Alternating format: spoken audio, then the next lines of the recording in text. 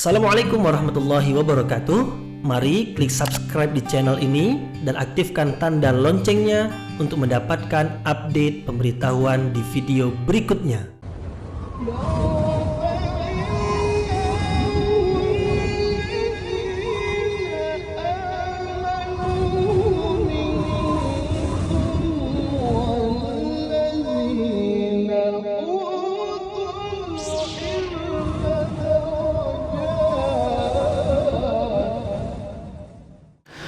A'udzu billahi minasyaitonir rajim. Bismillahirrahmanirrahim. Assalamualaikum warahmatullahi wabarakatuh.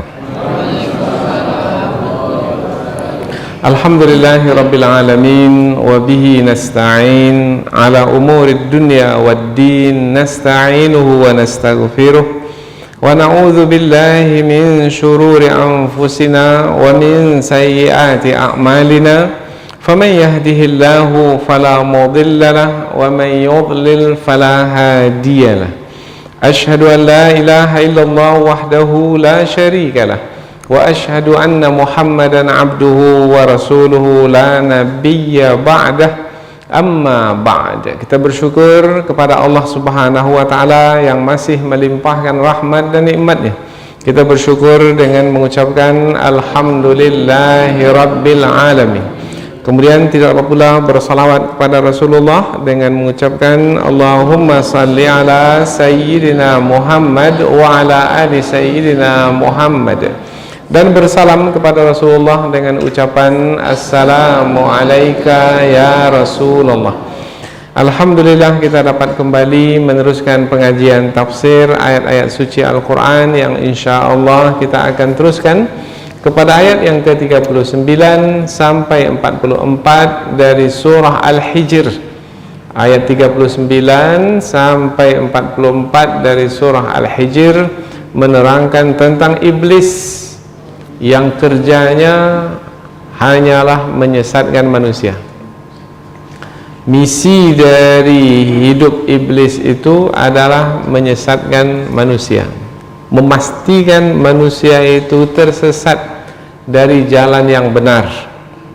Apabila jalan yang benar, jalan yang lurus, yaitu yang menyampaikan kepada redha Allah dan yang akan menyampaikan ke surga, maka misi iblis yang telah dilaknat oleh Allah Subhanahu wa taala, misinya adalah memastikan manusia itu tersesat dari jalan yang lurus itu, menempuh jalan yang sesat sehingga nanti akan sampai ke neraka. Jalan yang sesat itu membawa ke neraka.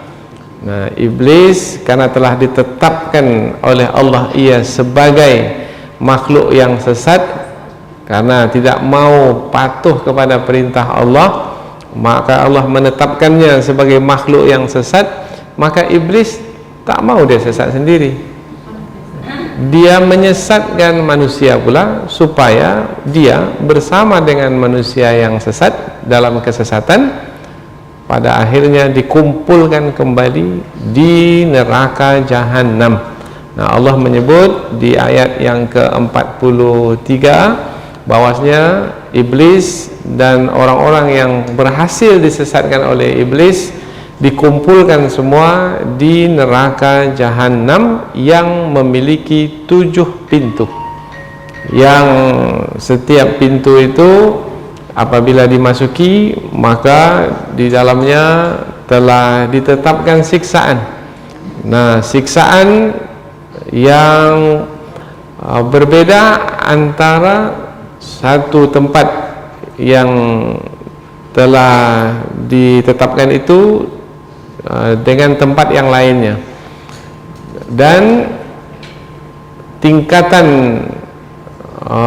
neraka itu tingkatannya itu bukannya ke atas, tidak, surga tingkatannya ke atas, tetapi neraka itu tingkatannya ke bawah. Maka disebut juga kalau neraka itu lembah neraka. Kalau untuk surga disebut daratan surga. Daratan surga bertingkat-tingkat darajat, tetapi kalau neraka, lembah neraka darokat. Ada sedikit saja bedanya. Kalau untuk tingkatan ke atas darajat, ini sudah masuk ke bahasa kita, derajat. Kalau untuk ke bawah, darakat. Maka orang-orang munafik itu diletakkan di tingkatan yang paling bawah, fiddarki. Ada kata dark, fiddarkil asfali minan nar. Kalau nasi itu yang paling bawah itu kerak. Maka ada juga yang menerjemahkan orang-orang munafik itu di kerak neraka. Nasi dengan kerak sama-sama dalam periuknya, tapi yang bagian atasnya putih. Tapi yang di kerak itu bagaimana bentuknya? Keras hitam. Karena di bawah itu api lagi. Di bawah periuk itu langsung api. Jadi Allah Subhanahu wa taala menjelaskan bahwasanya iblis yang menyesatkan manusia, iblis itu sesat, menyesatkan manusia. Manusia yang berhasil disesatkan oleh iblis itu akan dikumpulkan bersama iblis di dalam neraka jahanam, yang neraka itu memiliki 7 pintu, yang antara satu dengan yang lainnya bertingkat-tingkat, yang tingkatannya ke bawah, dan yang paling bawah, neraka yang berada di paling bawah adalah yang paling dahsyat siksaannya. Inilah dia ayat-ayat yang akan kita pelajari, yaitu 6 ayat, yaitu menerangkan tentang iblis yang menyesatkan manusia. Yang sebelum ini menerangkan tentang iblis yang hina karena tidak mau patuh kepada perintah Allah, yaitu supaya bersujud kepada Nabi Adam alaihi salam. Kemudian ayat sebelumnya pula, pertemuan kita yang sebelum itu lagi adalah menerangkan tentang kemuliaan Nabi Adam alaihi salam. Allah menciptakan Nabi Adam di dalam surga, Allah tiupkan ruh ke dalam jasad Nabi Adam, kemudian Nabi Adam menjadi manusia yang terdiri daripada jasad dan ruh. Kemudian Allah mengajarkan kepada Nabi Adam ilmu, yaitu nama-nama benda semuanya. Nabi Adam menjadi mengetahui. Kemudian Nabi Adam dengan pengetahuan itu menjadi makhluk yang mulia. Kemudian Allah memerintahkan semua penghuni surga untuk bersujud, bukan sujud ibadah kepada Nabi Adam, tetapi sujud penghormatan. Semuanya bersujud kecuali iblis. Jadi ayat-ayat yang kita pelajari ini masih lagi berkaitan dengan ayat-ayat yang sebelumnya. Maka kita mendapat pelajaran yang berharga, bahwasanya ketika kita menjalani hidup di dunia ini, jangan fahami bahwasanya kita menjalani hidup di dunia ini menjalaninya begitu saja. Enggak. Kita menjalani hidup di dunia ini dalam waktu yang sama menghadapi musuh yang senantiasa menggoda kita, memperdaya kita, menipu kita untuk menyesatkan kita dari jalan yang lurus, yaitu jalan yang menyampaikan kepada ridha Allah dan ke surga. Inilah mukaddimah dari 6 ayat yang akan kita pelajari, yang terdapat di dalam surah Al-Hijr, dari ayat yang ke-39 sampai 44. Sebagaimana biasa, kita akan membaca dan menerjemahkan ayat terlebih dahulu sebelum kita mengkaji kandungannya melalui tafsirannya. Allah Subhanahu wa taala berfirman, A'udzu billahi minasyaitonir rajim. Bismillahirrahmanirrahim. Qala rabbi bima aghwaytani la uzayyinanna lahum fil ardi wa la ughwiyannahum ajma'in illa ibadaka minhumul mukhlasin. Qala hadha siratun alayya mustaqim. Inna ibadi laysa laka alaihim sultanun illa man ittaba'aka minal ghawin. Wa inna jahannama lamaw'iduhum ajma'in. Laha sab'atu abwabin likulli babin minhum juz'um maqsum. Allah berfirman, qala, berkatalah. Siapa yang berkata? Iblis. Ini sambungan dari ayat sebelumnya. Iblis berkata, Rabbi, wahai Tuhanku, bima aghwaytani, disebabkan karena engkau telah menetapkan aku tersesat, la uzayyinanna, maka sungguh aku akan menghiaskan lahum, kepada mereka, kepada manusia, fil ardi, di muka bumi, wala ughwiyannahum, dan sungguh aku akan menyesatkan mereka, ajma'in, semuanya. Perkataan siapa itu? Perkataan iblis. Tapi masih ada sambungan di ayat selepasnya, illa, kecuali ibadaka, hamba-hambamu, minhum, dari kalangan mereka itu, al-mukhlasin, orang-orang yang ikhlas. Jadi orang-orang yang ikhlas, maka aku tak bisa menyesatkan mereka. Jadi iblis sendiri menyatakan bahwasanya keinginannya menyesatkan semua manusia, tetapi kenyataannya tak semua manusia dapat disesatkan. Lalu siapa yang dapat disesatkan? Nanti ada sambungan ayatnya. Sekarang ayat yang ke-41 dahulu. Qala, Allah berfirman, hadza, ini, siratun, jalan, alayya, kepadaku, mustaqim, lurus. Maknanya ini jalan yang lurus menujuku. Tapi ada juga yang menerjemahkan alayya itu akulah yang akan menjaganya, kewajibankulah yang akan menjaganya. Nanti dalam tafsir kita sampaikan. Inna, sesungguhnya, ibadi, hamba-hambaku, laisa laka, tidak ada bagimu, alaihim, ke atas mereka, sultan, kekuasaan. Sesungguhnya hamba-hambaku, tidak ada bagimu, wahai iblis, ke atas mereka kekuasaan untuk menyesatkan mereka, illa, kecuali, manittaba'aka, siapa yang mengikutimu, minal ghawin, dari kalangan orang-orang yang tersesat. Yaitu yang memang orang memilih kesesatan, maka orang yang memilih kesesatan itulah yang dapat kamu sesatkan. Tapi kalau orang yang berada di atas jalan yang benar dan selalu berdoa kepada Allah untuk tetap berada di atas jalan yang benar, kemudian berusaha untuk tetap berada di atas jalan yang benar, kamu wahai iblis tidak akan dapat menyesatkan mereka. Wa inna, dan sesungguhnya, jahannam, neraka jahannam, la mau'iduhum, sungguh sebagai tempat mereka yang diancamkan kepada mereka, ajma'in, semuanya. Jadi tempat kumpul mereka semuanya adalah neraka jahannam yang diancamkan. Karena neraka apabila disebut, maka ia disebut sebagai ancaman. Maka jangan melakukan kemaksiatan. Kalau kamu melakukan kemaksiatan, maka kamu akan dimasukkan ke dalam neraka. Maka neraka penyebutannya sekarang ini adalah sebagai ancaman.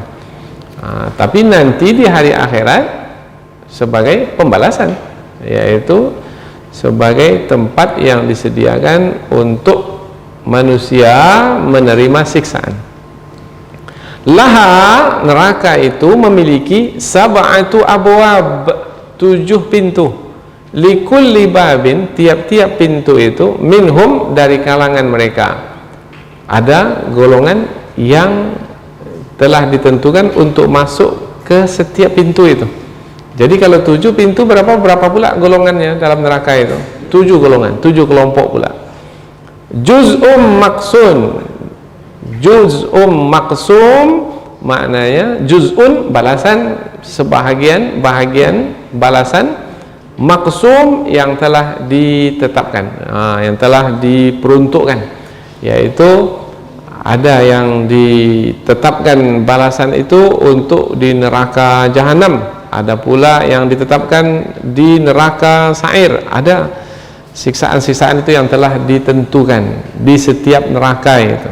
Dan apabila neraka itu bertingkat-tingkat, dan tingkatan yang paling dahsyat siksaannya adalah tingkatan yang paling bawah, ya. Inilah dia 6 ayat yang akan kita pelajari. Kita terjemahkan langsung dari awal, yaitu dari ayat 39 sampai 44. Setelah itu kita berikan tafsir ringkas. Setelah itu barulah kita pindah ke tafsir yang lebih terperinci.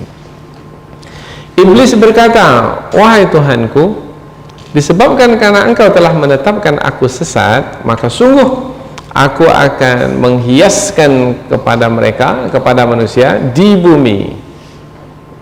Menghiaskan apa? Menghiaskan perbuatan maksiat, sehingga mereka memandangnya perbuatan maksiat itu perbuatan yang baik, yang indah, yang menyenangkan. Dan sungguh aku akan menyesatkan mereka semuanya, kecuali hamba-hambamu di antara mereka dari kalangan orang-orang yang ikhlas. Allah berfirman, ini adalah jalan yang lurus menujuku. Sesungguhnya hambaku, tidak ada bagimu ke atas mereka kekuasaan, yaitu untuk menyesatkan mereka, kecuali orang-orang yang mengikutimu wahai iblis dari kalangan orang-orang yang sesat, yaitu yang memilih kesesatan. Dan sesungguhnya neraka jahanam itu adalah sebagai yang diancamkan kepada mereka semuanya. Disitulah mereka ditempatkan. Neraka itu memiliki 7 pintu, dan tiap-tiap pintu itu ada bahagian yang telah ditentukan bagi tiap-tiap mereka, bagi tiap-tiap golongan dari penghuni neraka itu. Jadi 6 ayat yang akan kita pelajari ini adalah menerangkan tentang iblis menyesatkan manusia. Dan iblis di hadapan Allah Subhanahu wa taala menyatakan dengan tegas, ya Allah, sebagaimana engkau menetapkan aku telah sesat, maka aku akan menyesatkan manusia. Tetapi untuk langsung menyesatkan manusia, iblis mengatakan, aku akan menghiaskan kepada manusia itu perbuatan maksiat, perbuatan buruk, seakan-akan perbuatan buruk itu baik. Maka apabila manusia terpedaya dengan usahaku menghiaskan kepadanya kemaksiatan itu, maka dengan sendirinya apabila ia memandang baik yang buruk itu, maka berarti dia telah tersesat dari jalan yang lurus.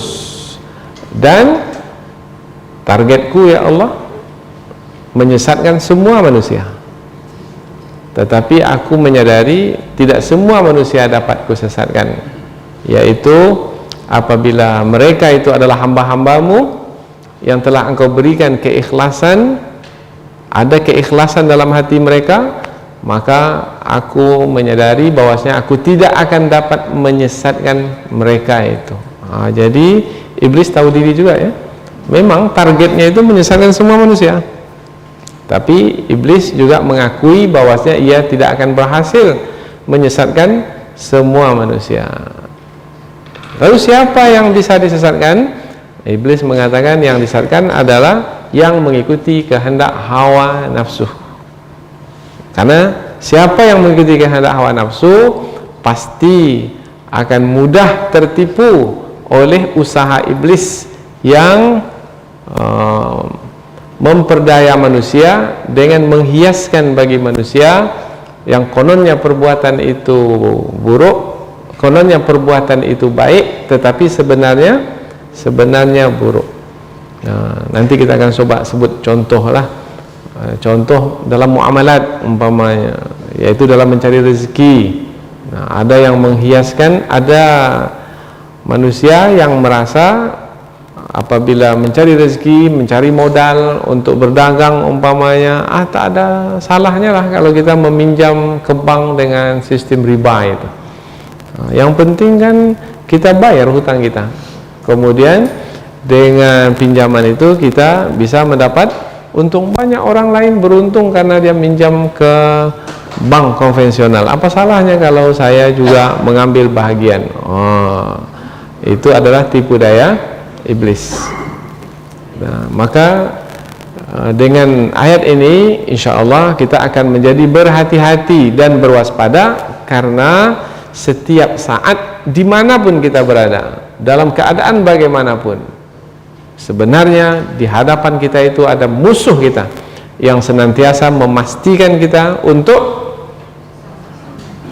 tersesat dari jalan yang lurus, yang pada akhirnya kalau tersesat dari jalan yang lurus, yaitu agama Islam, maka kalau tersesat dari jalan yang lurus, maka nanti di hari akhirat tempat kediaman adalah bersama dengan iblis, yaitu di neraka Jahanam.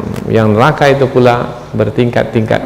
Semakin berada di tingkatan paling bawah, maka semakin dahsyat siksaannya.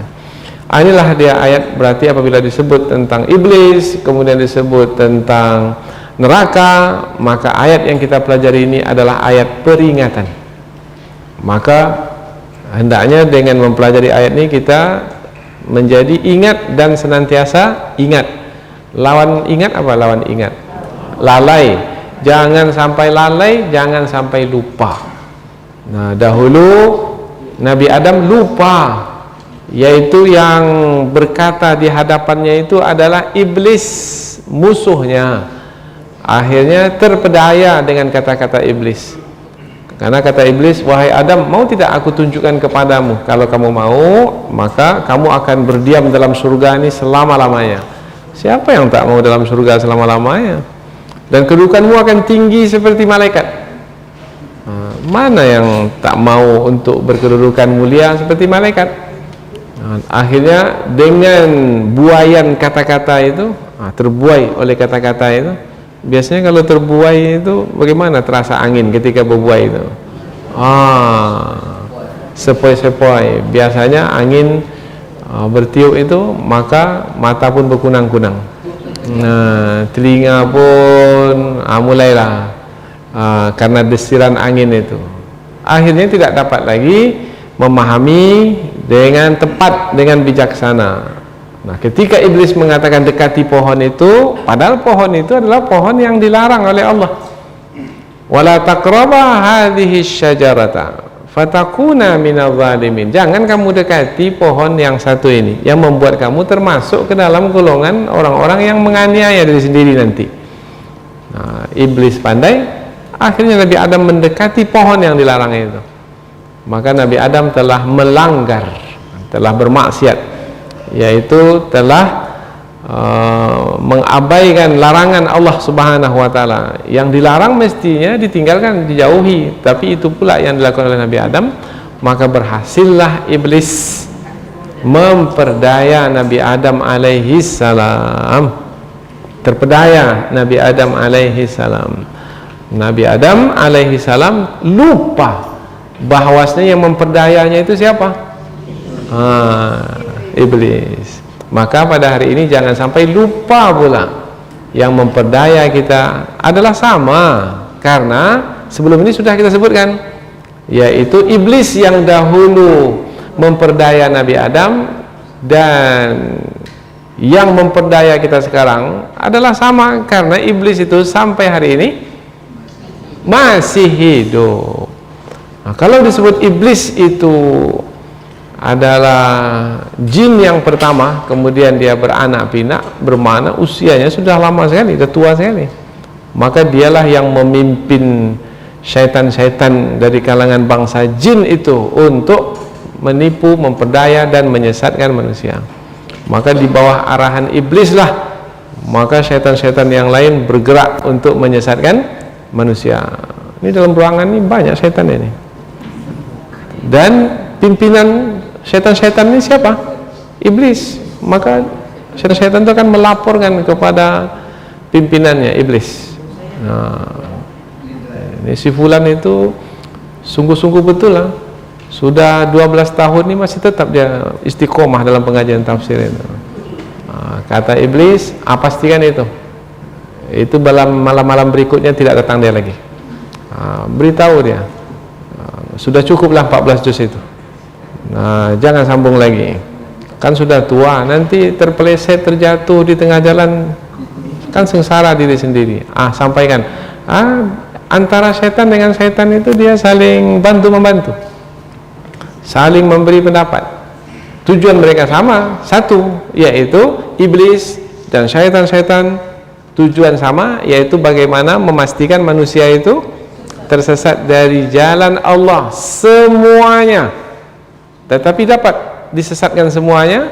Tidak. Kecuali siapa? Orang-orang yang ikhlas. Oh, berarti untuk selamat dari misi iblis yang akan menyesatkan kita itu adalah ikhlas. Maka pastikan niat di dalam hati itu ikhlas. Saya menuntut ilmu ini sudah 12 tahun saya menuntut ilmu ini, mengaji tafsir ini, maka saya ikhlas karena Allah. Nah, kalau sudah ikhlas, maka syaitan pun tidak berdaya. Angkat tangan, dia akan kibarkan bendera putih. Tak akan mampu dia untuk menghadapi kita, karena kita ini bermusuhan dengan dia, berperang melawan dia. Sekarang siapa yang akan menang? Kita akan menang atau dia akan menang? Ya, kita mau kita yang menang, insya Allah. Ada tidak petua dari Nabi kalau kita rasa-rasanya diganggu oleh syaitan itu? Apa yang perlu kita ucapkan sehingga kita bisa menang melawan syaitan itu, iblis? A'udzubillahi minasyaitonir rajim. Maka disebutkan dalam hadis Nabi, fa idza qara'tal Qur'an fasta'idz billahi minasyaitonir rajim. Kalau kita baca Quran supaya tidak ditipu diperdaya oleh syaitan, maka bacalah a'udzubillahi minasyaitonir rajim. Supaya tidak diganggu oleh bunyi-bunyi handphone, maka kita baca a'udzubillahi minasyaitonir rajim. Ini keadaan zaman sekarang banyak sekali gangguannya. Nah, di antaranya adalah handphone. Maka selalu imam itu sebelum sholat selalu mengingatkan, handphone mohon dimatikan. Imamnya bagus, bacaannya bagus, kemudian speakernya pun bagus, suara jelas. Tetapi kalau sudah berbunyi handphone itu, maka hilang khusyuk kita. Kita pun menjadi marah, handphone siapa lah agaknya itu. Kita mau cari pasti kan? Nah, dan bisa heboh satu masjid. Maka kita pun memohon kepada Allah, mudah-mudahan kita dilindungi dari godaan syaitan yang terkutuk. Baik, kita lanjutkan ke ayat yang pertama dalam tafsirannya. Ayat yang ke-39. Qala Rabbi bima aghwaytani la uzayyinanna lahum fil ardi wa la ughwiyannahum ajma'in. Iblis berkata, wahai Tuhanku. Oh, berarti iblis itu memperakui juga Allah sebagai Tuhan ya? Iya, memperakui Allah sebagai Tuhan, tetapi tak mau tunduk dan patuh kepada Allah. Mestinya kalau mengakui Allah sebagai Tuhan, tunduk dan patuh kepada Allah sebagai Tuhan. Nah, jadi iblis ini ingkar. Nah, mengapa dia sampai ingkar? Kan tahu yang memerintahkannya itu adalah Allah. Kesombongan. Satu lagi apa? Kedengkian. Nah, dua nih. Ini dua penyakit ini. Ini disebut juga induk penyakit nih, yang melahirkan penyakit-penyakit hati yang lainnya, yaitu kesombongan dan kedengkian. Rabbi, wahai Tuhanku, bima aghwaytani, disebabkan karena engkau telah menetapkan aku sesat. Bukan saja-saja Allah menyesatkan iblis itu, tidak. Iblis itu sendiri yang memilih kesesatan. Karena iblis yang memilih kesesatan, yaitu tidak mau patuh kepada Allah yang memerintahkannya untuk bersujud, maka Allah pun menetapkannya sebagai makhluk yang sesat.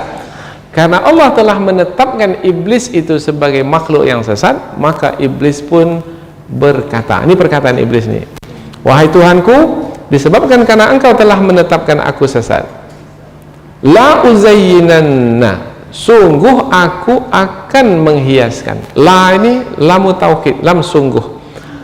Maka disebutkan di dalam tafsir, ini ayat seperti ini kedudukannya sama seperti sumpah. Jadi ada juga yang mengatakan iblis itu bersumpah. Kalau disebut bersumpah bermakna menyampaikan atau menyatakan sesuatu itu dengan tegas. Yaitu iblis dengan tegas mengatakan, aku akan menghiaskan lahum, kepada mereka. Kepada siapa? Manusia. Fil ardi, di muka bumi.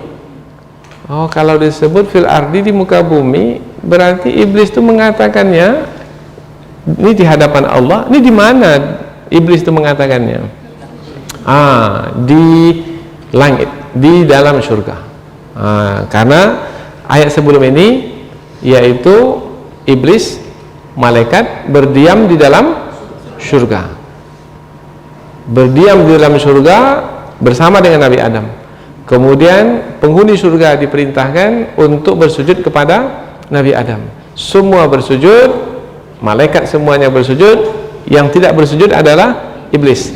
Selepas itu Allah bertanya kepada iblis, apa yang menghalangmu tak mau bersujud ketika aku memerintahkan kamu bersujud kepada Nabi Adam? Maka iblis mengatakan, apa jawaban iblis sebelum ini?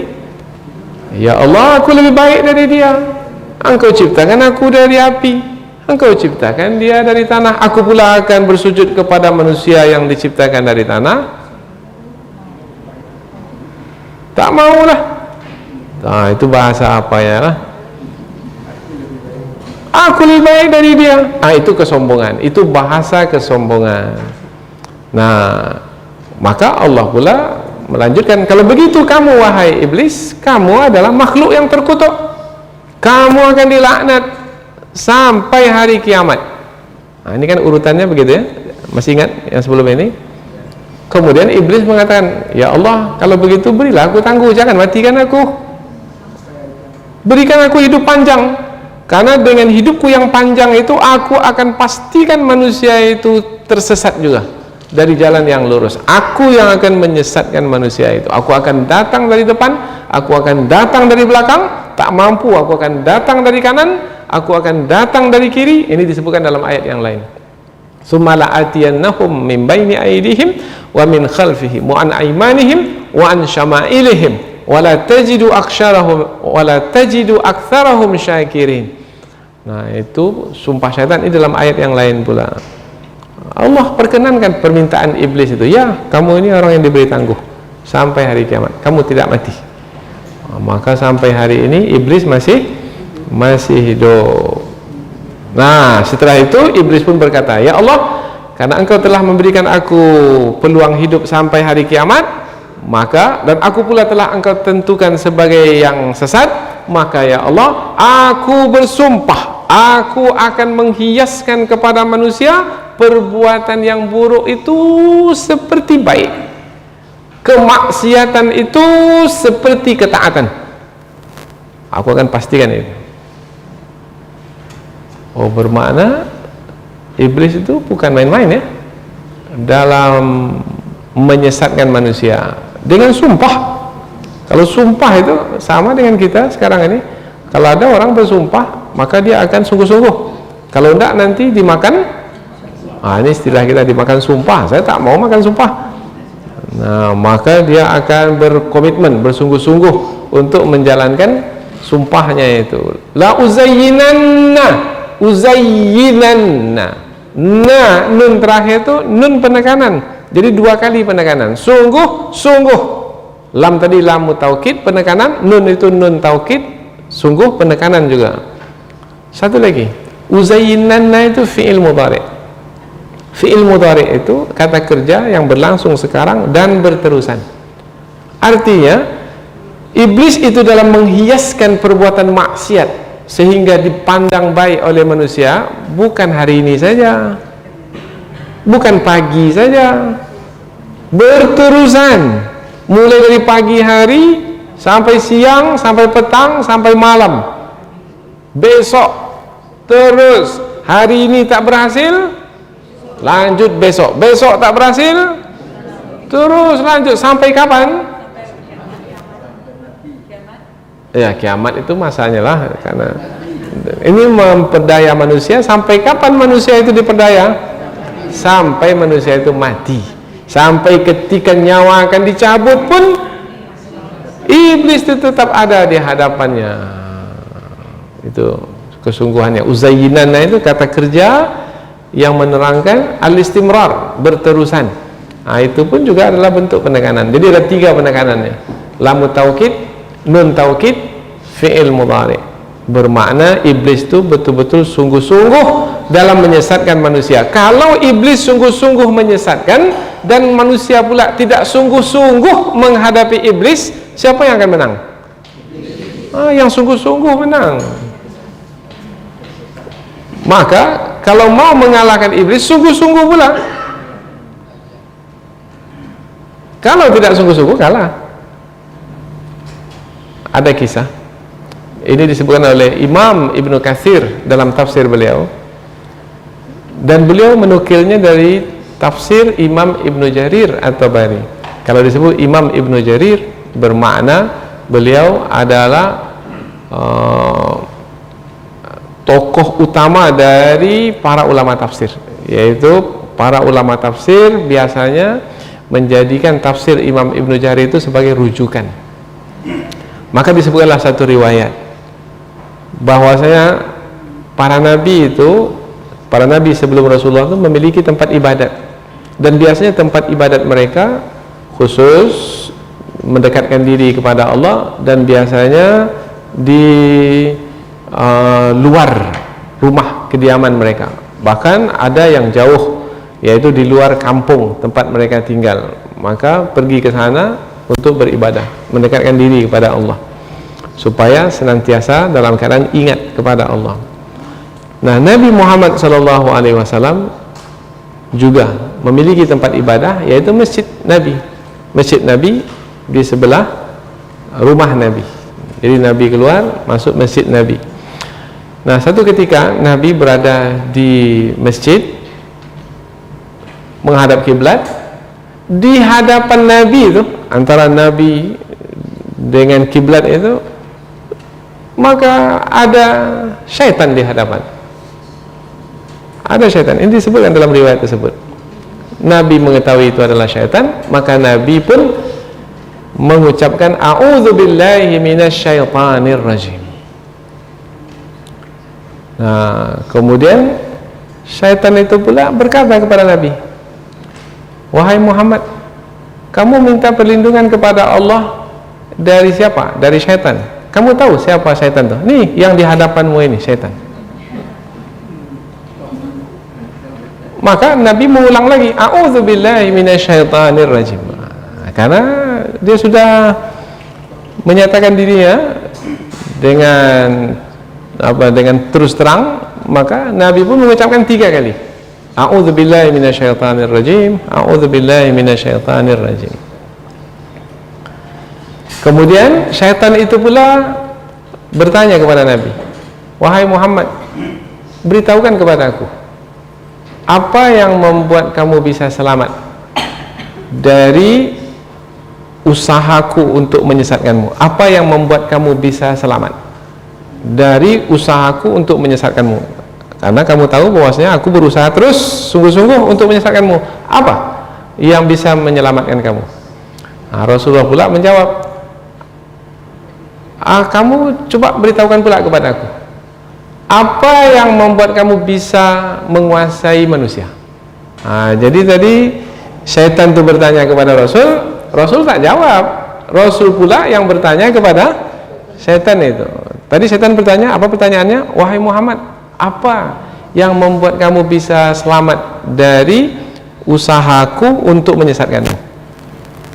Nabi pula, beritahu pula kepadaku, apa yang menyebabkan kamu bisa menguasai manusia? Apa sebab? Nah, kemudian diulang lagi oleh Nabi, tetapi syaitan itu pula mengulangnya. Akhirnya Nabi menjawab. Setelah 2 kali Nabi menjawab, baik, yang akan menjadikan kami selamat dari usahamu menyesatkan kami adalah kami mengucapkan a'udzubillahi minasyaitonir rajim. Karena ada ayat Al-Quran, wa imma yanzaghannaka minasyaitani nazghun fasta'iz billah. Apabila kamu diganggu oleh syaitan, maka mintalah perlindungan kepada Allah Subhanahu wa ta'ala yang maha mendengar lagi maha mengetahui. Apa kata syaitan itu? Betul kamu wahai Muhammad. Jadi untuk selamat dari syaitan, supaya tidak disesatkan oleh syaitan, yaitu mengucapkan a'udzubillahi minasyaitonir rajim. Jadi Nabi sudah menjawab pertanyaan syaitan. Sudah, sekarang Nabi pula bertanya lagi supaya syaitan itu pula menjawab. Coba beritahukan kepadaku, apa yang membuat kamu bisa menguasai manusia? Apa? Maka syaitan itu menjawab 2. Yang pertama adalah saya bisa menguasai manusia apabila manusia itu marah. Marah saja manusia, pada masa itu aku datang, maka manusia akan dapat aku kuasai. Satu lagi adalah apabila manusia itu mengikuti hawa nafsu, maka aku akan dapat menguasai manusia apabila manusia mengikuti kehendak hawa nafsunya. Berarti kita dapat 3. 1 dari Nabi, 2 dari syaitan sendiri. Yaitu yang dari Nabi, kalau mau selamat dari usaha syaitan yang menyesatkan kita, yaitu baca a'udzubillahi minasyaitonirrajim. Yang 2 dari syaitan apa? Hati-hati dengan marah, karena syaitan akan dapat menguasai kita ketika kita marah. Kalau sudah marah, terhamburlah kata-kata yang kotor, kasar, keji dari mulut. Bukan hanya mulut saja yang berkata-kata, tangan ini pun juga bergerak, menampar, kaki pun juga menyepak, apalagi yang lain, sampai kepada membunuh dan seterusnya. Hati-hati dengan marah, jangan marah. Maka pesan Nabi, la taghdab, jangan marah. Tapi yang namanya manusia ada sifat marah itu, ada sifat marah.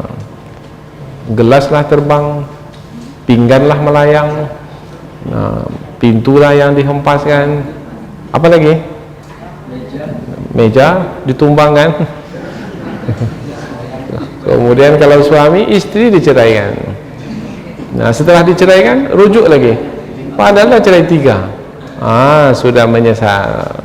Mengapa mau kembali lagi? Kan tidak cerai 3 ini. Tidak ada saya cerai 3. Lalu kan sudah mengatakan 3 dan sudah 3 kali cerai. Berlaku 3. Tak tahu saya, karena waktu itu saya dalam keadaan marah. Berarti dia dikuasai oleh syaitan. Dia sendiri tak sadar apa yang dia kerjakan. Wala ughwiyannahum ajma'in, dan sungguh aku akan sesatkan mereka manusia itu ajma'in, semuanya. Karena ada disebutkan di sini semua manusia disesatkan, bermakna syaitan itu sungguh-sungguh betul menyesatkan manusia, sehingga berkeinginan tidak ada satupun manusia yang tidak tersesatkan. Bermakna syaitan itu berusaha untuk menyesatkan semua manusia, tak pilih-pilih.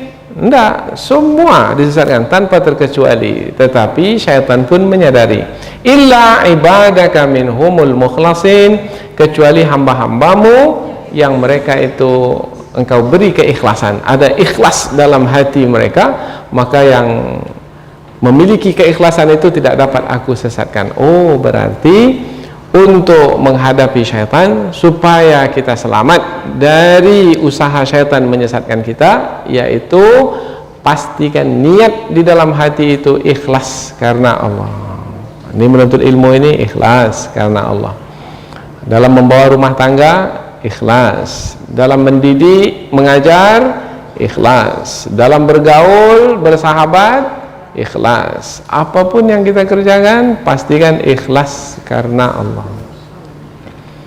Qala, Allah berfirman, hadza siratun alayya mustaqim. Allah berfirman, ini yaitu petunjuk yang telah Allah turunkan. Siratun, ia adalah sebagai jalan. Kalau disebut jalan, apa makna jalan? Jalan maknanya yang menyampaikan ke tujuan, dan jalan itu ditempuh, dan apabila ditempuh jalan itu maka akan sampai ke tujuan. Alayya, alayya di sini bermakna ila. Ila itu bermakna kepada. Jalan kepadaku mustaqim, lurus. Jalan kepadaku lurus. Ini dia agama Islam, jalan yang lurus menujuku. Kamu tempuh jalan ini maka akan sampai kepadaku. Ini perkataan ini datangnya adalah setelah perkataan iblis, yaitu iblis mengatakan, aku akan menghiaskan kepada manusia perbuatan buruk, kemudian aku akan sesatkan manusia itu semuanya kecuali hamba-hamba yang engkau berikan keikhlasan kepada mereka. Nah, Allah pula menyambut sambungan dari perkataan iblis itu, nah hamba-hambaku yang kuberikan keikhlasan kepada mereka, ada ikhlas dalam hati mereka, mereka menempuh jalanku yang lurus, menempuh jalanku yang lurus menujuku. Nah hamba-hambaku yang menempuh jalan yang lurus menujuku, kamu tidak akan dapat menyesatkannya. Nah, jadi siapa yang tidak dapat disesatkan oleh iblis? Yaitu orang yang menempuh jalan Allah yang lurus. Lalu siapa yang dapat disesatkan? Yang bisa dipalingkan dari jalan yang lurus. Dia menyimpang dari jalan yang lurus. Menyimpang itu kapan? Apabila ada perintah Allah tak dilakukan, itu namanya menyimpang. Ada larangan Allah, itu dikerjakan, nah, itu namanya menyimpang. Artinya keluar dari batasan yang telah ditetapkan, itu namanya menyimpang. Tidak sesuai dengan petunjuk yang Allah turunkan, itu namanya menyimpang. Yang halal diharamkan, yang haram dihalalkan, itu namanya menyimpang. Melakukan perbuatan yang dimurkai oleh Allah, nah, itu namanya menyimpang. Nah, banyak sekali ya istilah, sama semua maksudnya. Inna ibadi laisa laka alaihim sultan. Sesungguhnya hamba-hambaku, wahai iblis, ini sambungan dari firman Allah yang sebelumnya, tidak ada bagimu ke atas mereka sultan. Sultan maknanya kekuasaan. Nah, kamu tak akan berkuasa. Aku tidak akan memberimu kuasa, wahai iblis, sehingga kamu tidak akan mampu, karena aku tidak memberimu kuasa untuk menyesatkan hamba-hambaku. Karena hamba-hambaku itu telah aku jaga, telah aku pelihara, telah aku lindungi. Karena mereka meminta perlindungan kepadaku, maka aku lindungi. Maka mereka yang aku lindungi dari kalangan hamba-hambaku, kamu tidak akan dapat menyesatkan mereka. Siapa yang dapat kamu sesatkan? Illa manittaba'aka minal ghawin, kecuali orang-orang yang mengikuti kamu, wahai iblis. Kamu tipu dia, kamu perdaya dia, kamu goda dia, kemudian dia mengikutimu. Karena dia mengikutimu, maka dia itulah yang dapat kamu sesatkan. Tetapi yang aku pelihara, kamu tidak akan dapat sesatkan. Maka disinilah pentingnya kita berdoa dan berserah diri kepada Allah, supaya kita dipelihara oleh Allah, sehingga jangan sampai mengikuti kehendak hawa nafsu. Dan kalau mengikuti kehendak hawa nafsu, akan mengikuti nanti tipu daya syaitan yang dibisikkan oleh syaitan, dibisikkan ke telinga kita, mungkin melalui manusia, atau membisikkan langsung ke dalam hati kita. Alladzi yuwaswisu fi sudurin nas, yaitu yang membisikkan ke dalam dada manusia.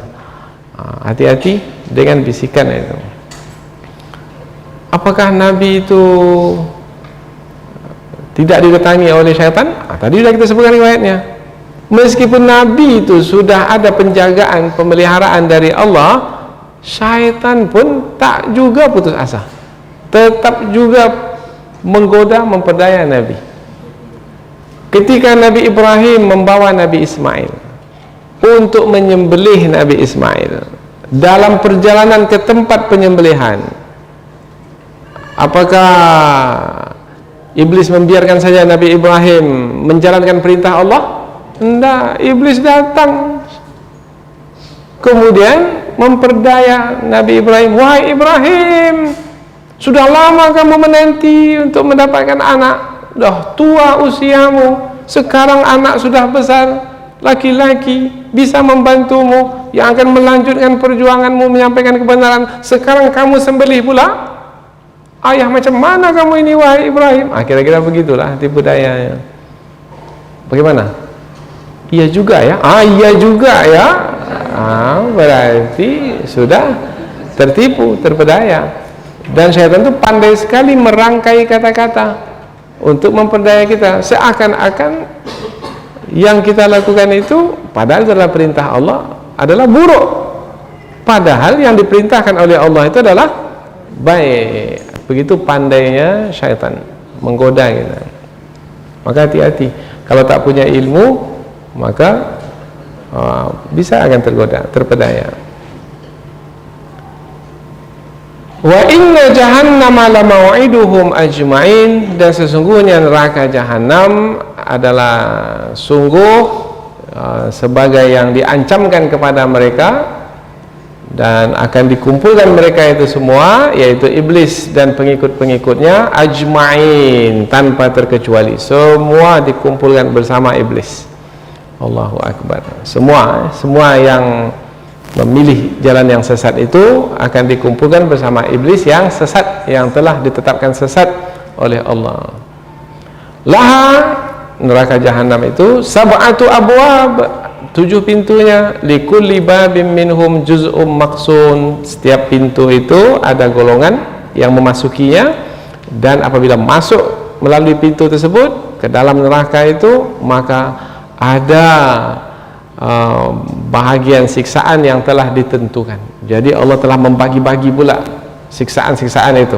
Ada yang berat siksaan, ada yang lebih berat siksaan, ada yang dahsyat siksaan. Nah, itu adalah bergantung kepada kejahatan yang pernah dilakukan di dunia dahulu. Semakin jauh tersesat dari jalan yang benar, maka semakin berat siksaan yang akan diterima nanti di dalam neraka jahanam. Jadi ayat ini ayat ancaman, ya. Mestinya dengan ayat ancaman kita menjadi takut. Dengan rasa takut itulah kita menjadi berhati-hati dan berwaspada. Akhirnya kita menjadi terpelihara, terjaga. Inilah yang membuat kita insyaallah istiqamah melakukan ketaatan kepada Allah Subhanahu wa taala, karena kita takut dimasukkan ke dalam neraka. Maka kita berhati-hati apa yang membawa kita, yang menghantarkan kita, yang menjadi sebab kepada manusia itu dimasukkan ke dalam neraka, syaitan, iblis yang terkutuk. Maka berhati-hati dengan iblis yang menyesatkan manusia, dan manusia mesti tahu betul apa jurus-jurus atau bentuk-bentuk usaha yang biasa dilakukan oleh iblis, oleh syaitan di dalam menyesatkan manusia. Ada satu buku, silahkan baca buku itu. Judulnya berbahasa Arab, karena asalnya berbahasa Arab, yaitu Talbis Iblis, yaitu bentuk-bentuk cara-cara iblis dalam menipu dan memperdaya manusia sehingga manusia menjadi tersesat. Nah, saya tidak tahu terjemahannya dalam bahasa kita apa, Talbis Iblis itu, yaitu jurus-jurus atau usaha-usaha yang bermacam-macam yang dilakukan oleh iblis di dalam menyesatkan manusia. Ada, apabila tidak berhasil iblis itu menyesatkan manusia langsung, maka iblis menggunakan orang lain. Umpamanya siapa?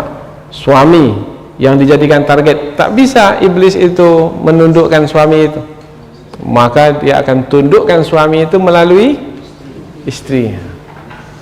Melalui istri pun tidak, karena suami istri itu orang yang selalu menjalin hubungan dengan Allah. Maka dia masuk melalui anak. Melalui anak pun tak bisa, masuk melalui sahabat dekat, karib. Akan berhentikah iblis kalau tidak berhasil? Tidak berhasil? Tidak. Tidak akan pernah berhenti dan tidak pernah mengenal putus asa. Tahun ini tak bisa, tahun depan. 10 tahun tak bisa, di 10 tahun kedua. Nah, tak bisa juga sejengkal mau mati nanti. Itu usaha akan ditingkatkan oleh iblis untuk memastikan manusia itu tersesat dari jalan yang lurus. Maka kita berdoa mudah-mudahan Allah istiqomahkan kita sehingga hidup kita ini nanti sampai akhirnya ditutup dengan husnul khatimah, yaitu penutup yang baik. Mudah-mudahan ada manfaatnya. Subhanakallahumma wa bihamdika asyhadu an la ilaha illa anta wa astaghfiruka wa atubu ilaik. Wassalamualaikum warahmatullahi wabarakatuh.